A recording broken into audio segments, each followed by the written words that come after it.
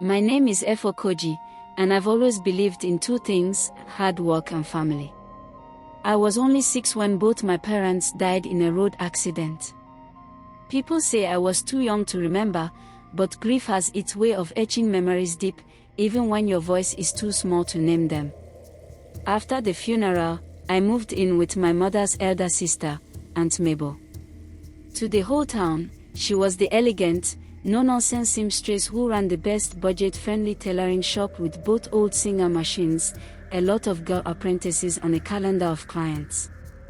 To me, she became my new mother, my roof, my rules, and sometimes, my silence. I'm a young woman whose future is stolen by the very person I trust the most, my aunt. But life, with all its twists, isn't finished with me yet. From betrayal to breakthrough, from sketching on scraps to owning a luxury atelier in Lekki, this is a story about rising beyond what tried to bury you. Welcome back to today's story. If this is your first time here, don't forget to subscribe, comment, like, and share. Turn on your notification bell so you never miss another story of strength, grace, and triumph. We lived in a modest bungalow on the edge of town, painted pale blue with hibiscus flowers blooming along the fence like the ones on her wrapper. I was quiet by nature, the kind of girl who would rather sketch on the backs of rice cartons than chatter with friends. While others played 10-10 in the dust, I would sit cross-legged under the mango tree behind her shop, drawing dresses, girly styles, and lace dreams with stubby pencils and a child's hopeful heart. From the beginning, Aunt Mabel said she saw promise in me. "You have your mother's hand," she'd say, especially when I threaded a needle on the first try or adjusted a hem without being told. Every praise was like a small treasure. I saved them all. I wanted to believe I was more than just a burden she took in. So I studied hard, I stayed out of trouble, and every day after school, I swept the shop, steamed the fabrics, and learned the language of stitches. By the time I turned 20, I had made a name for myself designing clothes for classmates. My sketchbook grew fatter with dreams. I imagined my own boutique one day, painted in soft coral with my name in gold above the door, House of F. Aunt Mabel laughed when I told her that, not in a mocking way, but the kind of laugh that hides something. She said she would support me. "You, my daughter, will go to Lagos and learn properly. Design school. Exposure. I will make it happen." I believed her. She started showing me old envelopes she kept from clients abroad, saying we would reach out for sponsors. She even gave me extra yards of fabric to experiment with. Sometimes, I would catch her looking at me, long stares, heavy with thought, but I mistook it for pride. Now, when I look back, I realize the cracks were already there. The way she always made sure her daughter, Nina, had more expensive fabrics to sew, even though I was the one helping in the shop. The way she controlled every naira, even money gifted to me. But I didn't ask questions. I trusted her. She was my aunt. My only blood. The one person I believed would protect my dream as if it were her own. I had no idea she would be the one to tear it apart. I still remember the day the email came. I had just finished ironing 3 wrappers for a church client when my phone buzzed on the windowsill. It was from Lagos Institute of Design. "Congratulations applicants, you've been selected for the 2024 Full Creative Future Scholarship." I stared at the screen, blinking, as if the words would rearrange themselves. But they didn't. I screamed.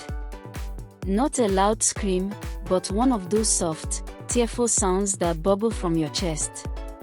My hands trembled. This was it.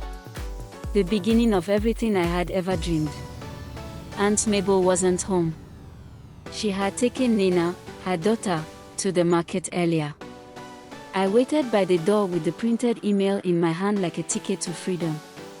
I imagined how she'd smile, how she'd say, "Oh, you see. My prayers are working." I even rehearsed what I'd say, Thank you for everything, Ma. I won't disappoint you. But when they returned, something shifted. Aunt Mabel glanced at me, then at the paper in my hand. What is that? She asked, wiping her forehead. I handed it over, too excited to notice how Nina turned away quickly, her face tight. Aunt Mabel read it slowly, her lips moving without sound. Then she folded it neatly and tucked it into her wrapper. She didn't smile. Instead, she said, "Come, let's talk later. Go and boil rice." That night, I couldn't sleep. The next day, and the day after, nothing was said. I kept asking when we'd begin preparations.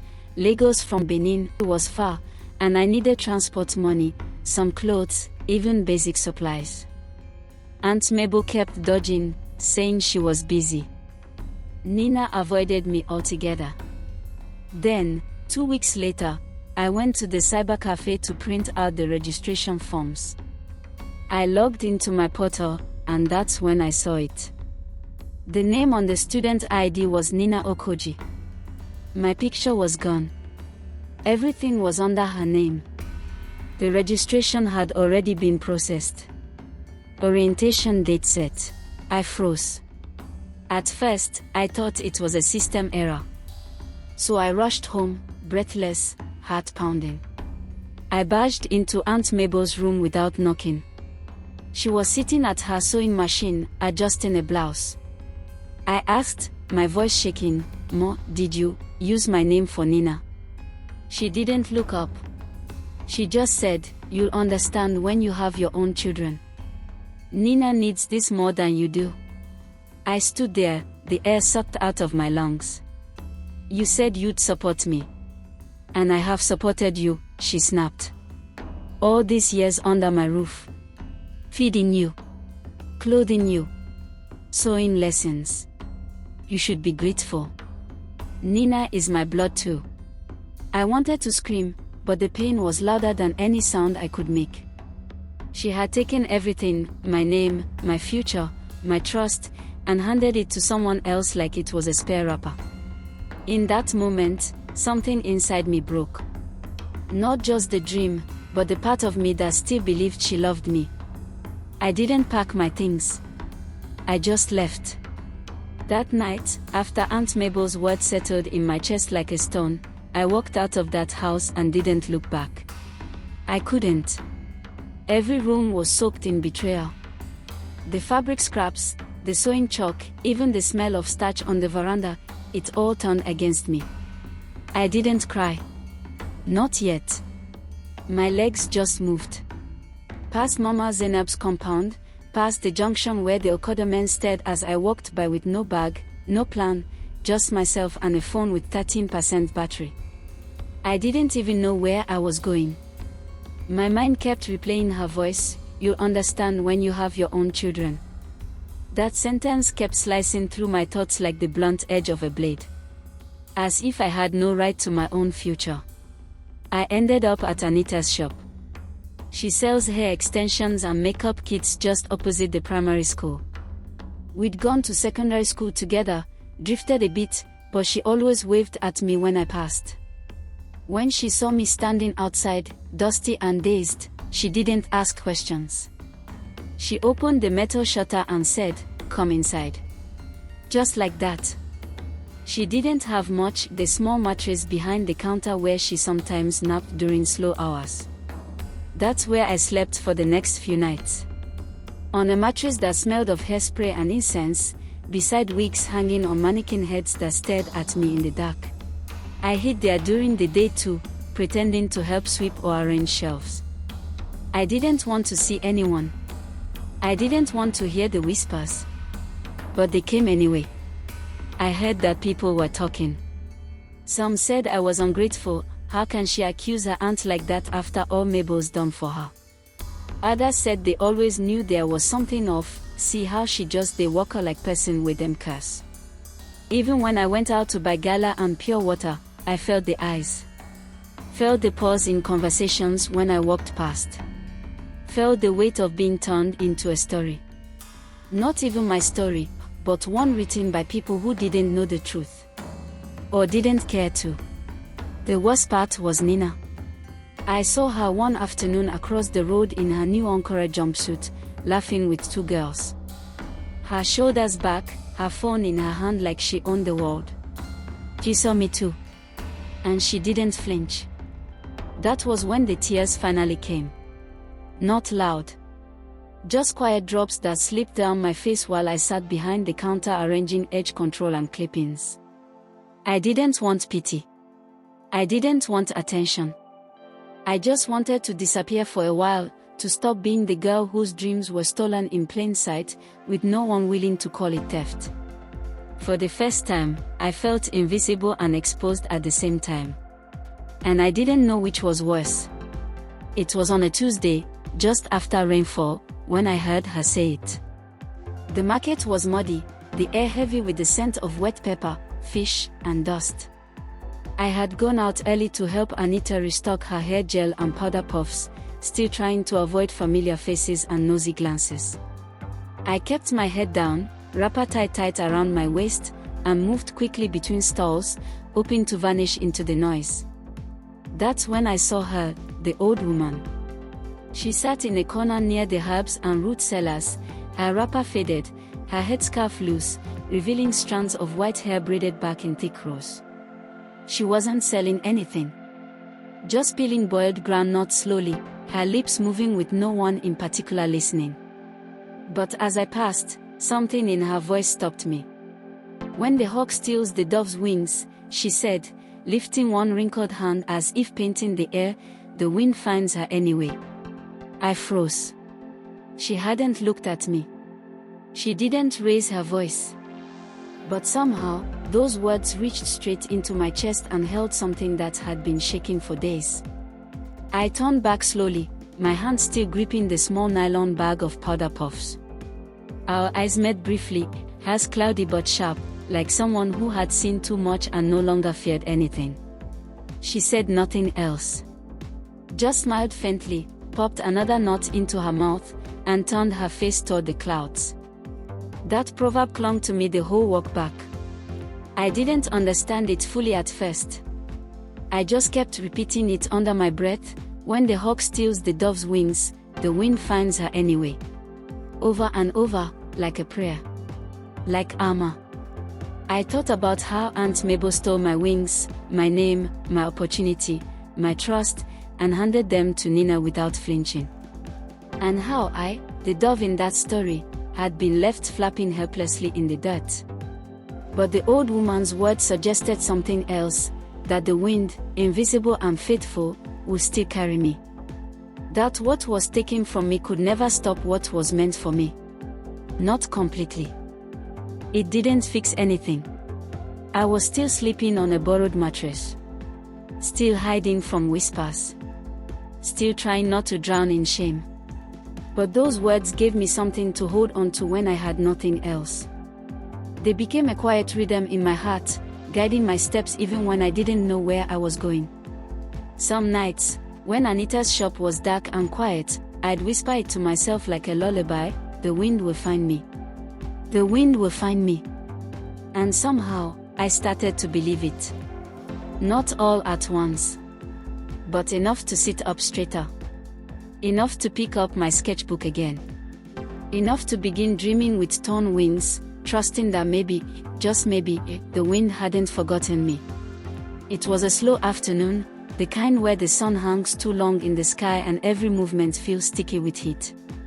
I was sitting outside Anita's store, my back against the concrete wall, the corner of my wrapper tucked beneath me to avoid the dust.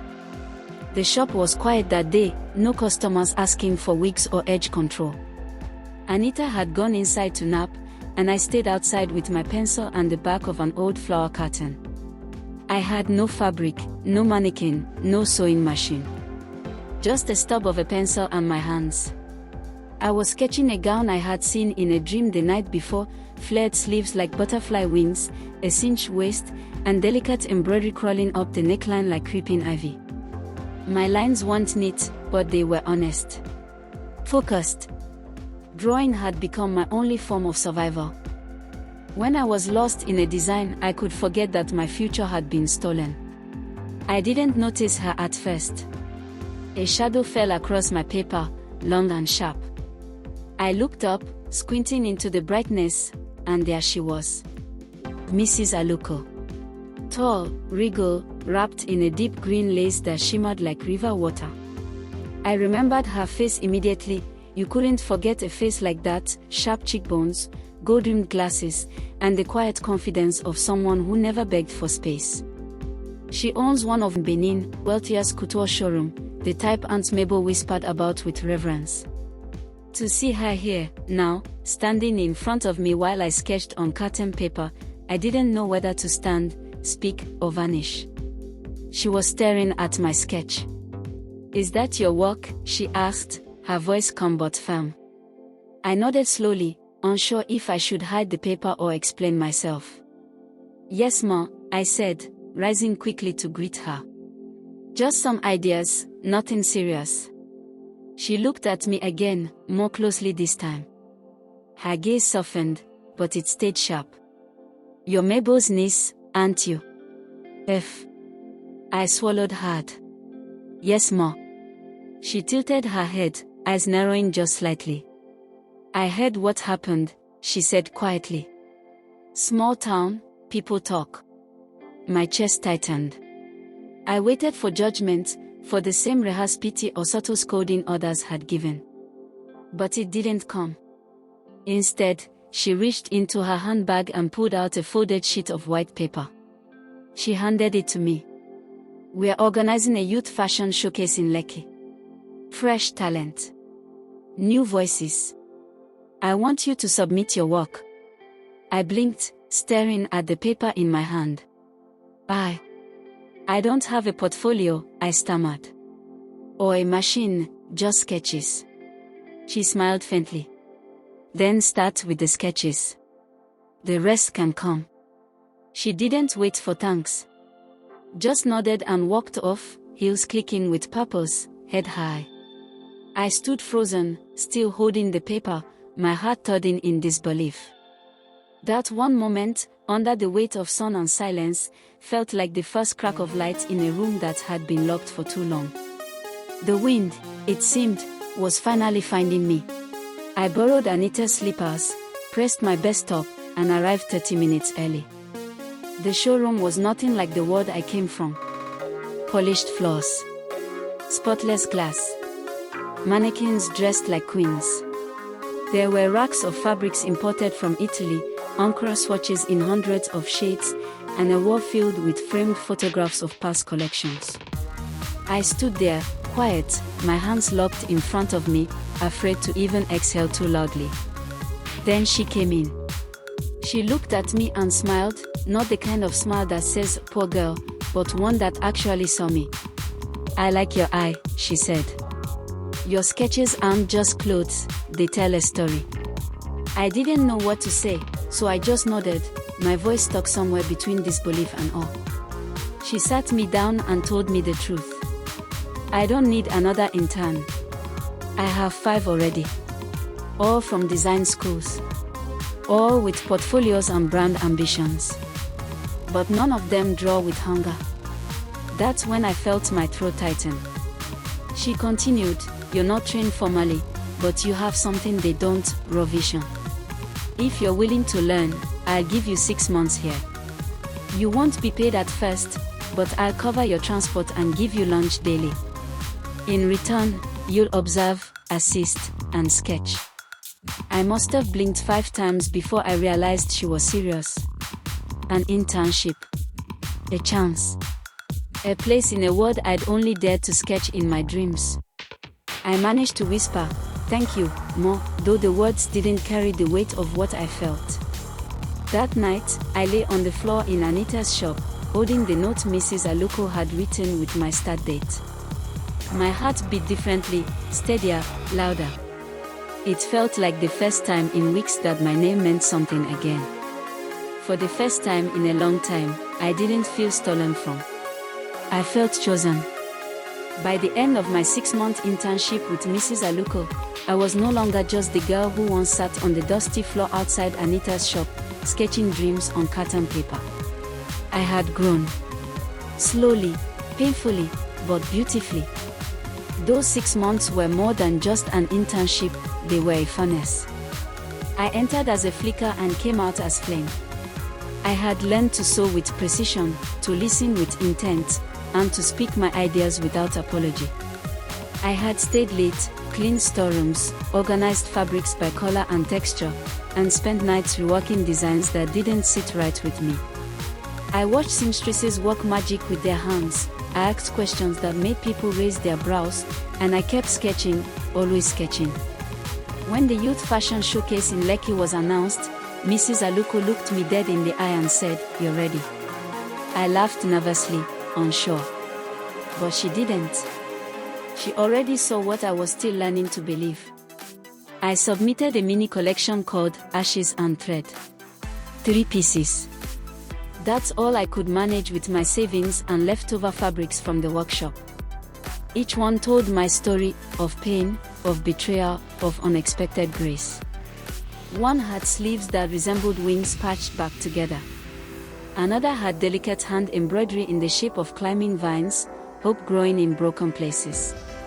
The last was a bold, royal blue jumpsuit with an open back, a declaration that I would no longer hide. The day of the showcase, Lekki was electric. Cameras flashed. Models towered. The air was thick with perfume and ambition. Backstage, I kept wiping my palms on my jeans. I didn't know anyone. But when my model stepped out and walked the runway in my designs, something shifted. The murmurs grew louder. I caught snippets. Who's this one? She's different. Did you see that neckline? And then, the applause. Real, deep, clapping that echoed off the walls and into my chest. After the show, people came. People I had only ever seen in magazines. Editors, fashion buyers, Instagram influencers with blue ticks. Some wanted interviews, some handed me business cards. One woman, a French Nigerian stylist, said she wanted to feature my work in her international blog. I stood there, overwhelmed, trying not to cry. Mrs. Aluko found me in the middle of the chaos. She placed a steady hand on my shoulder and said, "This is your door, F. Don't just knock, walk through it." Then she added, "Start thinking global. Africa is your route, but the world can be your runway." That night, back in my room, I laid all the business cards on the floor and stared at them. Each one was a whisper of what could be. My name, F. Okoji, was now more than something I had to defend. It was something people wanted to remember. And for the first time, I wasn't dreaming in secret. I was dreaming out loud. At 24, I opened the doors to F Atelier, a high-end fashion house nestled in the heart of Lekki. Not just a boutique, but a sanctuary for stories stitched in elegance. The name glowed in gold above the glass doors, and every corner of that store reflected my journey, from dust and scraps to soft-lit interiors, curated playlists, and custom racks filled with pieces that marry tradition with bold innovation. I didn't just design clothes, I built a world where African heritage was luxury, not limitation.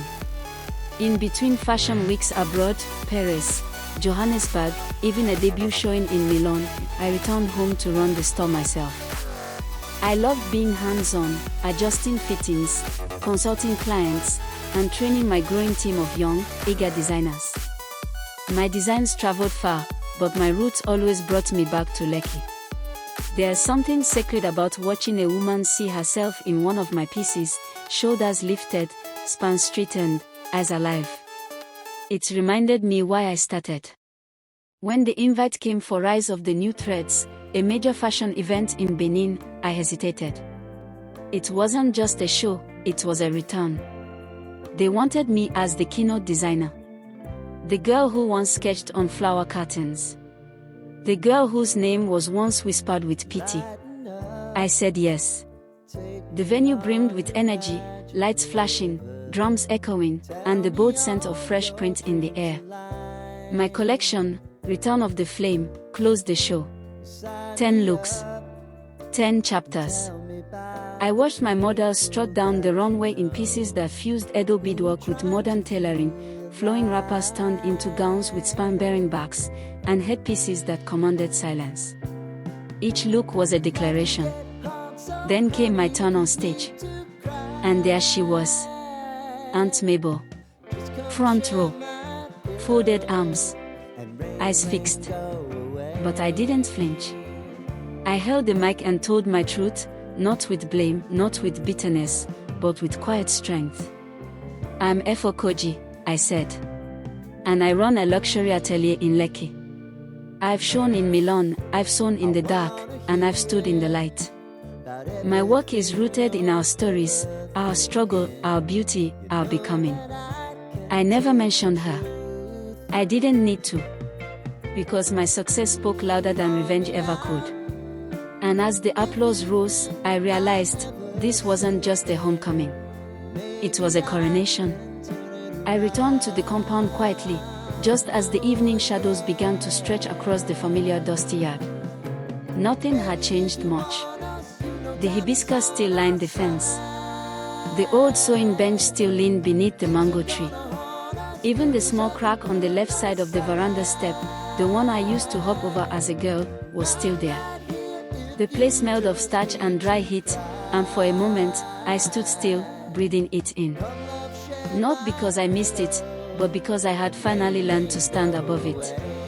I had come with one thing, a parcel. A custom dress. Emerald green silk with soft gold embroidery around the neckline. Clean lines. Regal silhouette. The kind of piece that didn't beg for attention, it earned it. I had made it with my own hands. It was from my latest collection, and it carried my label, F Atelier, stitched with gold thread behind the collar. It wasn't a peace offering. It wasn't for praise. It was closure. I knocked. Aunt Mabel opened the door slower than usual. Her eyes held the same sharpness I remembered, but there was something else now, fatigue, maybe even a quiet kind of shame. She stared at me like she didn't know what to expect. I simply handed her the parcel. No words. No drama.